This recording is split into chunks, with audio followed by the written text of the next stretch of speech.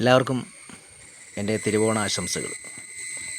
ഞാൻ ഈ വീഡിയോ ആയിട്ട് വരാൻ കാര്യം മറ്റൊന്നുമല്ല, നമ്മുടെ തൃശ്ശൂർ കൂത്താമ്പള്ളിയിലുള്ള AR ഹാൻഡ്ലൂംസ് എല്ലാവർക്കും അറിയാം. നമ്മൾ അവരുടെ വീഡിയോ കാണാറുണ്ട്.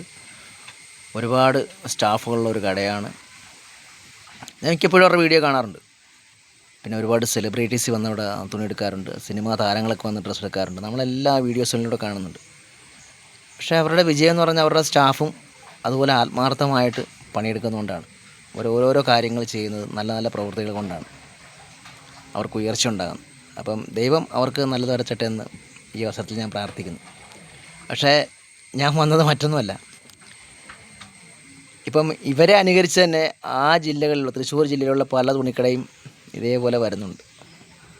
ഇപ്പോൾ കഴിഞ്ഞ ദിവസം ഞാനൊരു വീഡിയോ കണ്ടു. ഞാൻ ആ കടയുടെ പേരൊന്നും പറയുന്നില്ല കേട്ടോ. 3 ദിവസത്തെ വേതനം ബോണസായി കൊടുക്കുന്നു. ഇപ്പോൾ കട മുടക്കായിരിക്കും, 3 ദിവസം മുടക്കായിരിക്കും. പിന്നെ ഡബിൾ ബോണസ് എന്നൊക്കെ പറഞ്ഞ് അങ്ങനെ പല പല ഓഫറുകളും ആ കടകളിങ്ങനെ സ്റ്റാഫിന് കൊടുക്കുന്നുണ്ട്, ഓഫർ കൊടുക്കുന്നുണ്ട്. ഞാൻ ചോദിക്കുന്നതല്ല, എന്തുകൊണ്ട് ഇതൊക്കെ നേരത്തെ ആയിക്കൂടാ?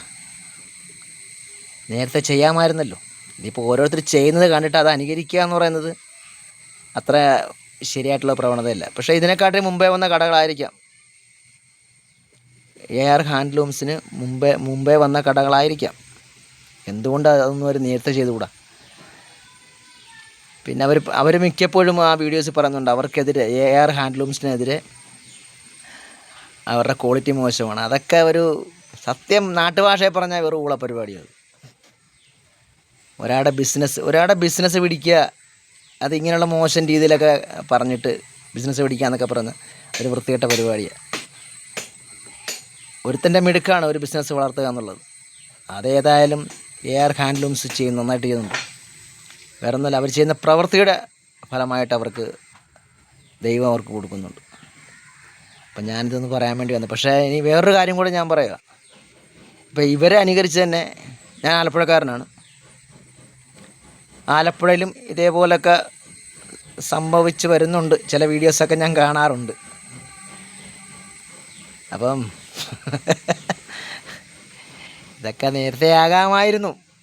ഒരാളെ കണ്ടിട്ടല്ല ഇതൊക്കെ ചെയ്യേണ്ടത്. അതൊന്ന് പറയാൻ വന്ന. അപ്പോൾ എല്ലാവർക്കും ഒരിക്കൽ കൂടി തിരുവോണ ദിനാശംസകൾ. Thank you.